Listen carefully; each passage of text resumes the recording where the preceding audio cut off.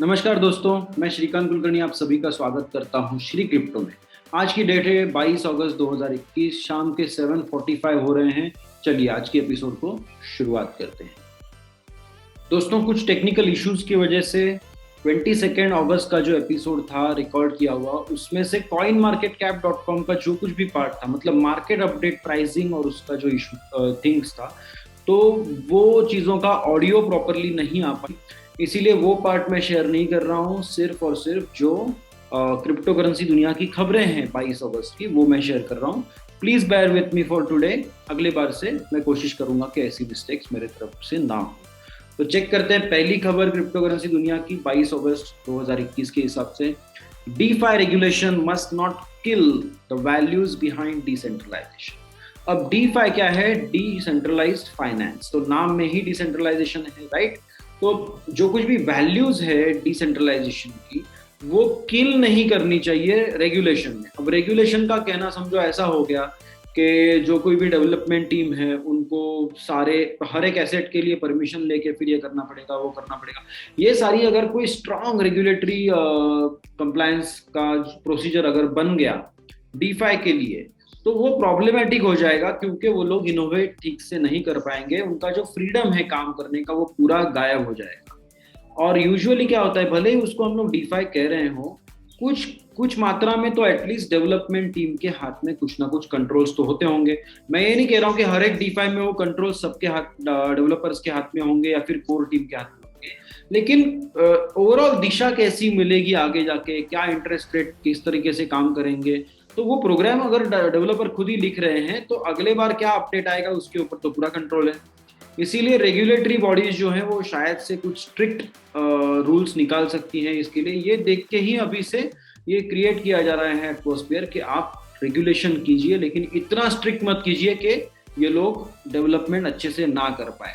तो यही है कि अच्छा एनवायरनमेंट प्रोवाइड कीजिए। यही मैं कहता हूँ कि क्रिप्टो के लिए भी यही होना चाहिए, सिर्फ डीफाई के लिए, right?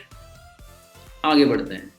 Bitcoin prepares for $50,000 showdown as futures traders turn modestly bearish on BTC।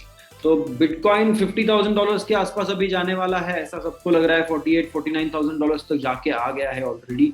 तो शायद कल तक $50,000 तक पहुंच जाए, ऐसा मुझे लग रहा है, सबको भी यही लग रहा है। लेकिन फिर भी, या फिर उसको $50,000 शो डाउन क्यों कह रहे हैं, मतलब टफ क्यों होने वाला है? क्योंकि जो फ्यूचर्स ट्रेडर्स हैं, जो लोग फ्यूचर्स की कॉन्ट्रैक्ट्स में ट्रेडिंग करते हैं, उनको थोड़ा सा अभी लग रहा है कि थोड़ा प्राइस नीचे जा सकता है, उसके बाद में ही ऊपर जाएगा। लेकिन ये भी हो सकता है कि $50,000 का आंकड़ा पार कर जाए और उसके बाद में फिर नेक्स्ट टारगेट जो है या फिर नेक्स्ट रेजिस्टेंस लेवल जो है, उस वहां तक जाने से पहले शायद थोड़ा नीचे आ जाए। देखते हैं क्या होता है आगे जाके। इसमें तो कोई प्रिडिक्शन तो नहीं कर सकते, फिर भी ऐसा लग रहा है $50,000 क्रॉस हो जाएगा शायद से। नेक्स्ट वीडियो या फिर next news. minting, distributing and selling NFTs must evolve copyright law।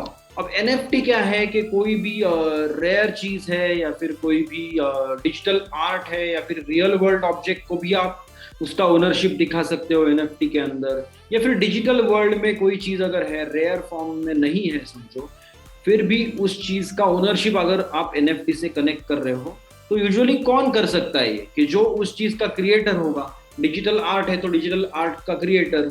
अभी समझो कि किसी भी एक गाड़ी है, तो गाड़ी का अगर ओनरशिप आप NFT के अंदर डाल रहे हो, उसका स्मार्ट कॉन्ट्रैक्ट के अंदर डाल रहे हो, रियल वर्ल्ड लीगल कॉन्ट्रैक्ट अगर आपको स्मार्ट कॉन्ट्रैक्ट में डालना है NFT के, तो ये सारी चीज कौन कर सकता है? जो खुद ओनर हो, राइट? या फिर ऐसा बंदा या फिर ऐसा टेक्निकल टीम या फिर ऐसी लीगल टीम की जिनको राइट्स दिए हुए हैं ओनर ने खुद, या फिर क्रिएटर ने खुद उनको राइट्स दिए हुए हैं कि ठीक है मेरे पास ये सारे राइट्स है, आप इनको लेके ये इस NFT के अंदर पैकेज कीजिए, और फिर जो भी ये NFT खरीदेगा ये राइट्स उसके हो जाएंगे। तो ये सब कौन चेक, ये सब चेक करने के लिए और क्या होना चाहिए? कॉपीराइट लॉ भी चेक होना चाहिए, ऐसा इनका मानना है। तो अभी ये थोड़ा थोड़ा कॉम्प्लिकेटेड होते जा रहा है, क्योंकि या फिर ये सारी चीजें अभी क्यों आ रही है?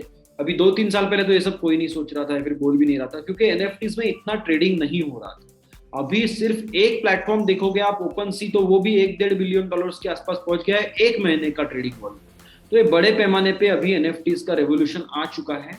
उसकी जो एडॉप्शन है वो तो नॉर्मल क्रिप्टो से भी फास्ट लग रहा है। देखते हैं आगे जाके क्या होता है। Institutions appear bullish on crypto despite record Bitcoin outflows. तो क्या हो रहा है कि काफी लोग बिटकॉइन बेच रहे हैं अभी फिलहाल 37 लाख 38 लाख के आसपास अभी चल रहा है बिटकॉइन। तो काफी लोगों ने क्या किया होगा, अभी पिछले 3 महीने से तो बिटकॉइन काफी नीचे चल रहा था, ओवरऑल पूरा मार्केट नीचे था। तो जो लोगों ने अभी 3 महीने पहले या फिर 1.5 महीने पहले 3 महीने पहले तो अच्छा खासा रेट था, मई महीने में हेवी रेट था, लेकिन ये 1.5-2 महीने में अगर किसी ने खरीदा होगा तो उसको एक टेम्पटेशन आ जाएगा कि अरे यार हमने अगर समझो 22 लाख पे 25 लाख पे खरीदा है और अगर वो चीज अभी अगर 35 लाख पे दिख रही है तो 10 लाख का मुनाफा है हर एक बिटकॉइन के पीछे। अंदाज ये एक एग्जांपल है, ओके, मैं कोई ये नहीं बोल रहा हूँ कि ऐसा सबके साथ हो रहा है, लेकिन अगर ऐसा मुनाफा दिखेगा तो जिसको आगे का प्रेडिक्शन या फिर आगे का अंडरस्टैंडिंग नहीं होगा, फ्यूचर का विजन अगर शॉर्ट टर्म होगा, भले ही उसको पता है आगे जाके और बढ़ने वाला है या फिर आगे जाके और अडॉप्शन हो सकता है, लेकिन उसे अगर शॉर्ट टर्म में कुछ करना होगा तो वो बेचने के लिए रेडी हो जाएगा, राइट। तो इसी कह रहे हैं कि बिटकॉइन आउटफ्लो है अच्छा खासा, तो थोड़ा बहुत बेच रहे हैं लोग। फिर भी इंस्टीट्यूशंस जो है वो बुलिश है, मतलब अभी देख लीजिए एग्जांपल, कॉइन बेस का एग्जांपल देख लीजिए, अभी 1-1.5 दिन पहले ही उनका न्यूज आया था कि वो $500 मिलियन के क्रिप्टो खरीदने वाले हैं, और हर बार जितना मुनाफा होगा, या फिर शायद से वो क्वार्टरली है या मंथली है वो मैंने देखा नहीं, लेकिन जितना मुनाफा होगा उसका 10% वो हर बार डिजिटल एसेट्स में इन्वेस्टमेंट करने वाले हैं। तो इन ऐसी बड़ी कंपनी को देख के दूसरी बड़ी कंपनी जो उनकी कॉम्पिटिटर होगी वो भी ऐसा ही कुछ सोचेंगे। फिर इन दोनों को देख के जो 3rd 4th 5th रैंक पे होंगे एक्सचेंजेस या फिर क्रिप्टो कंपनीज या फिर वॉलेट सर्विस प्रोवाइडर या फिर जो भी होंगे, उन सबका देखने का नजरिया बदल जाएगा कि अगर ये कंपनी $500 मिलियन डाल के भी शांत नहीं हो रही है, कह रही है कि हमारा फ्यूचर प्रॉफिट्स में से भी हम 10% हर बार डालेंगे और वो परसेंटेज बढ़ाते ही जाएंगे, तो शायद ऐसा लग रहा है कि इंस्टीट्यूशंस ऑफ कोर्स बुलिश हैं क्रिप्टो के बारे में, इसीलिए इतना परचेस करने की सोच रहे हैं। तो देखते हैं आगे जाके क्या होता है। तो कोई प्रेडिक्ट नहीं कर सकता एग्जैक्टली कि मार्केट ऊपर जाएगा नीचे जाएगा, लेकिन शायद आगे जा सकता है, क्या होता है देखना पड़ेगा आगे जाके। अब हमने ठीक है, पहले पढ़ लेता हूँ। VanEck and ProShares apply to withdraw Ethereum ETF filings from SEC। तो ये दोनों जो VanEck और ProShares है, इन्होंने अभी रिसेंटली इथेरियम का ETF एक्सचेंज ट्रेडेड फंड के लिए SEC को अप्लाई किया था यूएस में, लेकिन अभी 2-3 दिन के अंदर अंदर उनका रिक्वेस्ट अभी जा रहा है नया कि हम लोग विड्रॉ करना चाहते हैं, ये जो लिस्टिंग के लिए एप्लीकेशन किया था वो हमारा एप्लीकेशन आप रद्द कर दीजिए, हमें नहीं करना है। अब इसके पीछे शायद ये भी रीजन हो सकता है कि दोनों के नाम एकदम सिमिलर है, एक ही दिन पे अप्लाई किया था, वगैरह बहुत सारे इशू हो सकते हैं। वो क्या इशू है उन्होंने एग्जैक्टली मेंशन नहीं किया है, या फिर इतना डीप मैंने देखा नहीं है, लेकिन ये एप्लीकेशन वो कैंसिल कर रहे हैं, शायद से अभी नया एप्लीकेशन अच्छे से बिल्ड करके वो वापस आ सकते हैं। देखते हैं आगे क्या होता है। Bitcoin mining metric that has predicted every big BTC rally since 2020 is flashing again। अब 2020 से 2021 मतलब एक साल के अंदर ये कह रहे हैं कि हर एक बड़ा रैली हम जो प्रेडिक्ट किया था वो इंडिकेट, मतलब कैसे किसी चीज को मसाला लगा के पेश किया जाए, ये तो अभी ये भी सीख रहे हैं।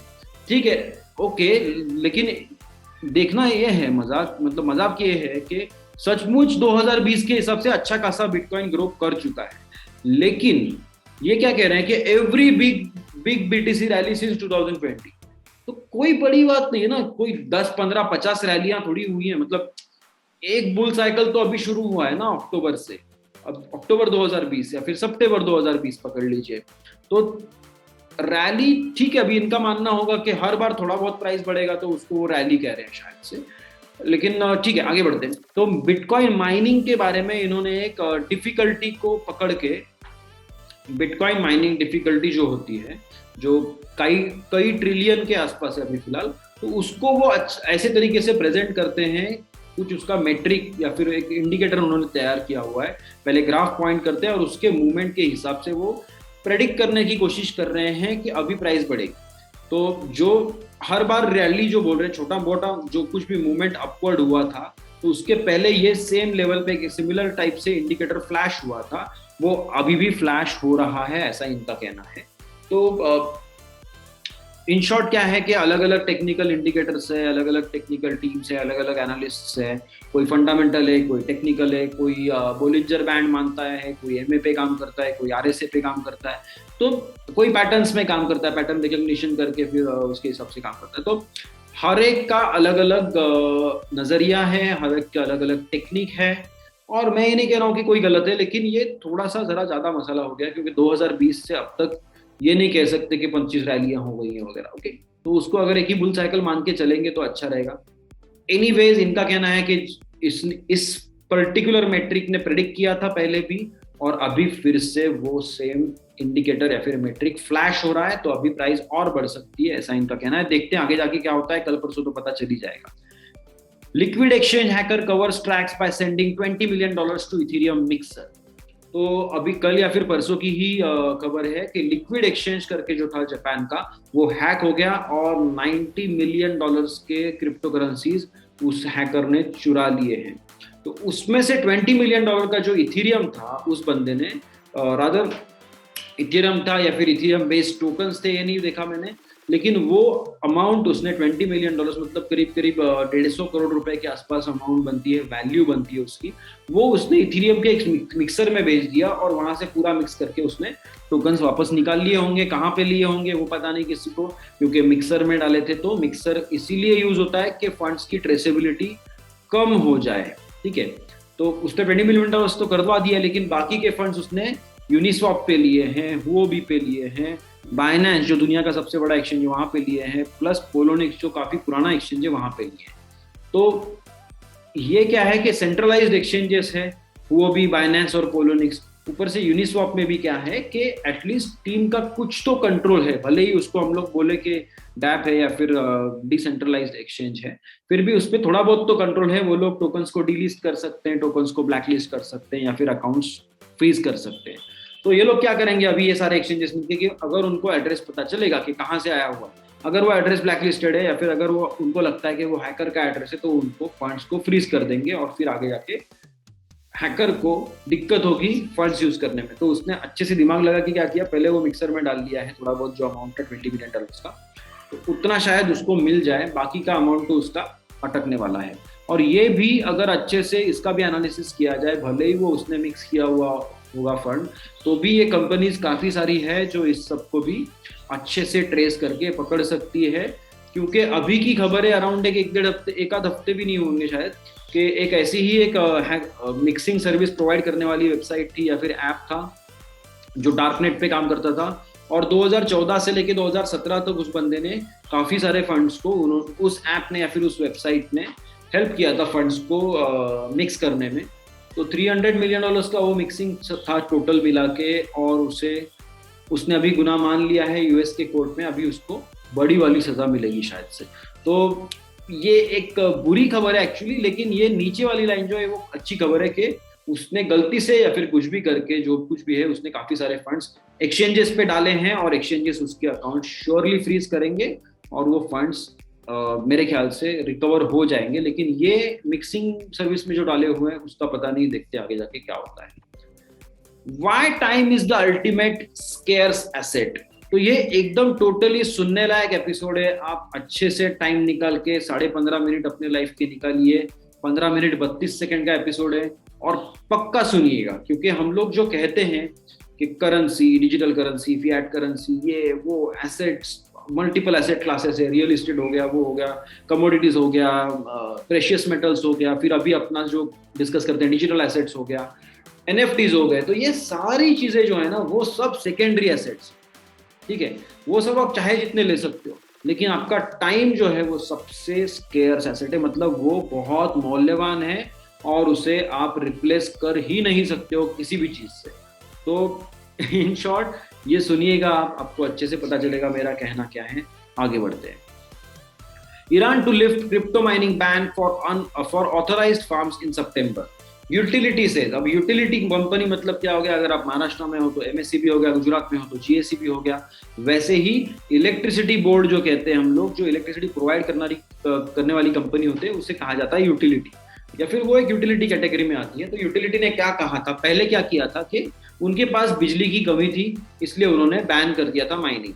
अभी क्या है कि शायद से उनके नए कॉन्ट्रैक्ट्स हुए होंगे बाहर वाले देशों से या फिर अगल बगल वाले देशों से, और वो शायद से बिजली इंपोर्ट कर रहे होंगे या फिर उनके नए कोई नए पावर प्लांट शायद से एक्टिव हो गए होंगे।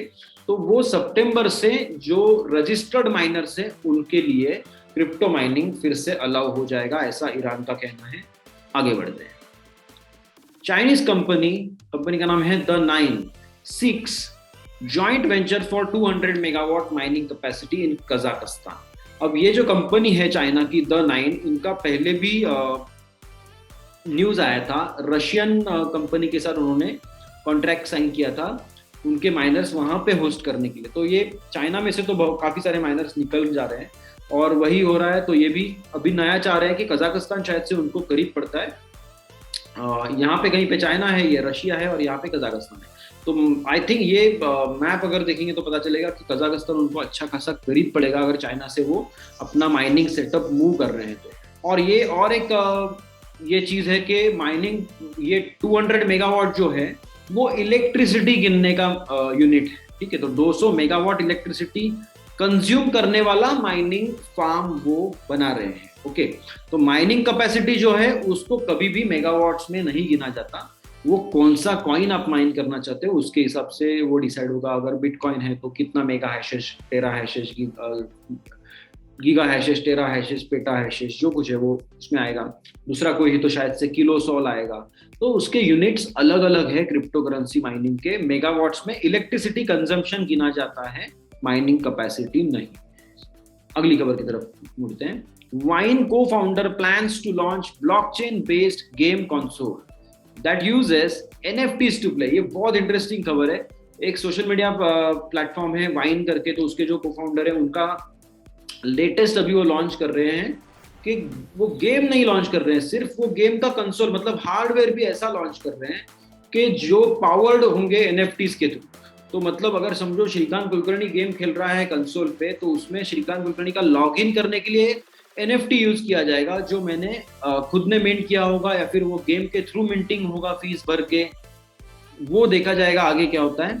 लेकिन ये फिजिकल डिवाइस जो यूज करेगा NFTs को, ये बहुत इंटरेस्टिंग आइडिया है। आपको मेरे ख्याल से इसकी एटलीस्ट पढ़ाई तो करनी चाहिए सबको NFTs के बारे में, बहुत इंटरेस्टिंग कॉन्सेप्ट्स है बहुत सारे।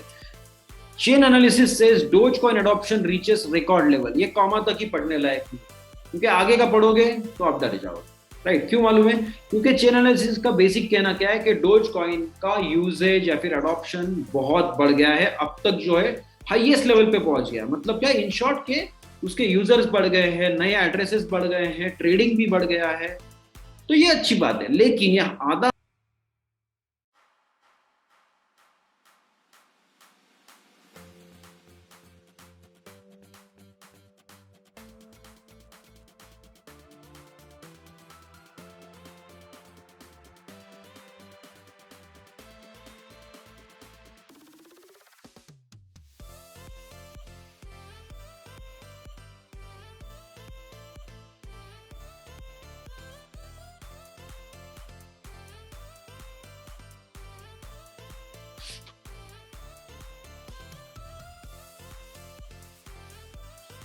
Chain analysis says Dogecoin adoption reaches record level. ये आधा हो गया। नेक्स्ट आधा क्या है? 82% of dose supply owned by 535 entities. तो ये फर्स्ट आधा जो है वो अमेजिंग है। चेन एनालिसिस जो कंपनी है वो यही काम करती है, अलग अलग ब्लॉकचेन्स का स्टडी करती है, अलग अलग फैक्टॉइड्स या फिर इंफॉर्मेशन इकट्ठा करके, डेटा इकट्ठा करके उसमें से इंफॉर्मेशन बनाती है, रिपोर्ट्स बनाती है। तो इनका कहना क्या है कि डोज कॉइन का अडॉप्शन अभी हाईएस्ट लेवल पे पहुंच गया। मतलब क्या, हाईएस्ट नंबर ऑफ एड्रेसेस अब तक के जो थे वो अभी फिलहाल है, highest number of trading, highest number of transactions भी कह सकते हो, यूनिक एड्रेसेस कह सकते हो, या फिर कितना डोज कॉइन कौन से एड्रेस में है, ये भी अभी फिलहाल हाईएस्ट लेवल पे है इन शॉर्ट। तो ये अच्छा बात है। लेकिन अगला जो आधा है वो अच्छे से मुझे नहीं लगता कि बहुत सेंट्रलाइजेशन है, लेकिन है ये बात सही है कि सेंट्रलाइजेशन थोड़ा बहुत तो है। तो 82% डोज सप्लाई जो है वो ओन्ड बाय 535 एंटिटीज। तो 535 ऐसे एड्रेसेस हैं, ठीक है, जिसमें टोटल डोज कॉइन सप्लाई के 82% स्टोर्ड है। तो मतलब 100 रुपया अगर आप पकड़ोगे, उसमें से अगर 82 रुपया 535 अलग अलग अकाउंट्स में है, 100 रुपए में से 82 रुपया अगर 535 अकाउंट्स में डिस्ट्रीब्यूट किया है तो वो अच्छी बात है या फिर बुरी बात है, ये तो सोचने लायक चीज है, राइट। क्योंकि अगर आप 1 लाख लोगों के बारे में सोच रहे हो, उसके सामने 535 तो बहुत अलग तरीके से दिखेगा एज कम्पेयर टू 1 करोड़ लोगों में अगर 535 एड्रेस बोलोगे, या फिर 10 करोड़ में अगर 535 बोलोगे, या फिर 100 करोड़ में 535 बोलोगे, तो वो अलग अलग मायने रखता है, अलग अलग मतलब रखता है।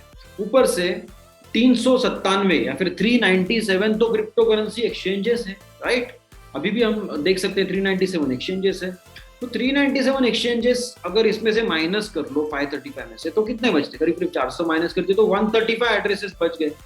और 400 समझो अगर नहीं है तो भी समझो एटलीस्ट 300 एक्सचेंजेस पकड़ लो, या फिर 200 पकड़ लो कि जिनमें डोजकॉइन लिस्टेड है।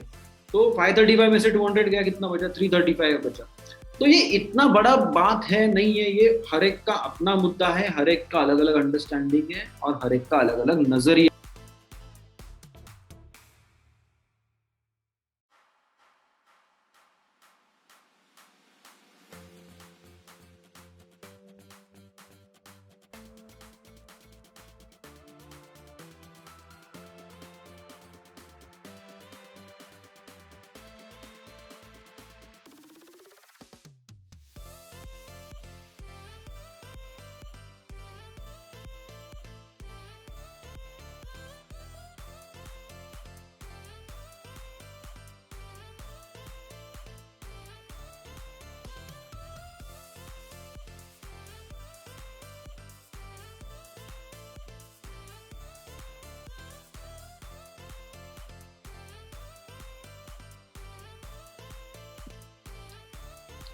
इन शॉर्ट क्या है, हर एक का अलग अलग नजरिया होगा, हर एक का अलग अलग अंडरस्टैंडिंग होगा, हर एक का अलग अलग मुद्दा होगा इस बारे में कि भाई पहले तो ये देखना चाहिए कि कितने लोगों के पास डोजकॉइन है, ओके। और उसमें से 535 मतलब क्या रेशो बनता है और उसके हिसाब से 82% कितना अहमियत रखता है, वो आप खुद सोचेंगे तो ही समझ पाएंगे। लेकिन कुछ ना कुछ सेंट्रलाइजेशन तो हर जगह है। ये डोज कॉइन का देख के ही टेंशन में मत आइए, बिटकॉइन भी सेंट्रलाइज्ड है, यूएस डॉलर भी सेंट्रलाइज्ड है, इंडियन रुपी भी सेंट्रलाइज्ड है, राइट। एटलीस्ट ये जो है ये इशू एटलीस्ट डिसेंट्रलाइज्ड है, ओके। जो मिंटिंग है, नया क्रिएशन है, ये यहाँ पे डिसेंट्रलाइज्ड है। रुपया एक जगह से बन के निकलता है, डॉलर एक जगह से बन के निकलता है। भले ही कोई भी नेशनल करेंसी या फिर फिएट करेंसी पकड़ लो, एक सिंगल इंस्टीट्यूशन और एक single group of individuals decide करते हैं कितना छपेगा, क्या होगा आगे जाके, कितना इंटरेस्ट रेट होगा, ये सारी चीजें वो डिसाइड करते हैं। यहाँ पे क्या है, यहाँ पे प्रोग्रामिंग डिसाइड करता है कितना इशू हो रहा है, आगे जाके क्या होने वाला है, प्रिडिक्टेबल है। सेंट्रलाइज में क्या है, बिल्कुल प्रिडिक्टेबल नहीं है। तो एटलीस्ट वो तो एडवांटेज है हमें यहाँ पे। तो आप उसका एक एनालिसिस कीजिए कि आपको कहाँ पे जाना है, यहाँ जाना है, यहाँ जाना है, और फिर डिसाइड कीजिए। टोटली आपके ऊपर है इसको कैसे देखना है। फ्री बिटकॉइन, ये दो शब्द अगर आपको कहीं पे भी देखने को मिलेंगे, ये एपिसोड और ऐसी वेबसाइट छोड़ के कि जो आप सिर्फ पढ़ रहे हैं, ओके, कहीं पे भी दिखेंगे तो वहीं पे वो वेबसाइट, वो ऐप बंद करके बाहर निकल जाइए। कहीं नहीं मिलने वाला फ्री बिटकॉइन आपको, भले ही आप कुछ भी करें, ठीक है। समझिए वो दिखाएंगे कि हो गया 2,000 का बिटकॉइन हो गया, अभी आप 1,000 रुपये का बिटकॉइन हमें भेजिए, हम आपको 2 लाख का दिखाएंगे। आप 2,000 रुपये भेजिए बिटकॉइन में, हम आपको 2 लाख में बिटकॉइन भेजेंगे। ऐसे बहुत सारे आएंगे, और सिर्फ बिटकॉइन में नहीं, अलग अलग करेंसीज के लिए बात करेंगे आपसे। सबको आपको ब्लॉक करना है। एक भी वेबसाइट, एक भी ऐप, एक भी चीज, एक भी सोर्स ऐसा नहीं है कि जो आपको बिटकॉइन फ्री में दे सकता है, ओके। तो ये समझ लीजिए बात, ये न्यूज है इसलिए मैं भी ये पढ़ रहा हूँ, otherwise it would have been, I would have already closed the window. Free bitcoin, ये हेडलाइन है। Mayor of this US city raising funds to give all residents $1,000 in Bitcoin. इसका मतलब क्या है कि स्टिमुलस चेक कोविड-19 के लिए काफी सारे देशों ने दिए थे अपने सिटीजन्स को। अब भारत में क्या हुआ था वो सबको पता है, किसी को कुछ मिला नहीं मिला वो अलग बात है। लेकिन यूएस में $1,000, $1,500, $1,200, कनाडा में भी $1,500, ऐसे बहुत सारे देशों ने, न्यूजीलैंड में, तो ऐसे बहुत सारे देशों ने अपने सिटीजन्स को एक्चुअली मदद करने की कोशिश की। उनके बैंक अकाउंट्स में कुछ पैसे भेजे या फिर उनको अपने एड्रेस पे चेक भेजा। तो ऐसे ही इनका गोल है, ये जो मेयर है, इनका गोल है कि अपने सिटीजन्स को वो स्टिमुलस चेक वगैरह तो मिला होगा सेंट्रल गवर्नमेंट से, फेडरल गवर्नमेंट से, तो ये लोकल गवर्नमेंट जो है ये चाहते हैं कि डॉलर्स में देने के बजाय हम उनको बिटकॉइन में देंगे, 1000 डॉलर्स का बिटकॉइन, ताकि वो उसको होल्ड करके रख सके और जब बढ़ेगा तब बेच के कुछ फायदा, कुछ मुनाफा उनको हो जाए। तो सिर्फ $1000 देने से अच्छा है $1000 का बिटकॉइन दे दे, क्योंकि वो शायद ग्रो होके 5-6 लाख डॉलर तक जाएगा। ये उनका खुद का कहना है, ओके, जो मेयर है उनका कहना है। तो और एनीवेज उनके शहर का नाम भी कूल है, कूल वैली नाम है उनके शहर का, जो मिसूरी करके वहाँ पे राज्य है यूएस में, वहाँ पे कूल वैली नाम का शहर है। तो उसके मेयर जो है वो ये एफर्ट कर रहे हैं कि फंड्स रेज कर सके गवर्नमेंट से, और सब्सिडाइज जो कुछ भी स्टिमुलस पैकेज मिल रहा है, प्लस कुछ एंटिटीज से या फिर गवर्नमेंट से कुछ भी स्कीम होगी तो उसके अंडर वो अपने शहर में कुछ फंड्स लाएंगे, उससे बिटकॉइन में कन्वर्ट करके फिर अपने सिटीजन्स को देना चाहते हैं। इंटरेस्टिंग खबर है। इसी के साथ आज का एपिसोड हम यहाँ पे रोक सकते हैं, या फिर यहाँ पे हम लोग दूसरे को बाय बोल देते हैं। कल के एपिसोड में हम पक्का मिलेंगे, कल की खबरें लेके और कल का मार्केट अपडेट लेके। तब तक bye the tips and model. Bye guys.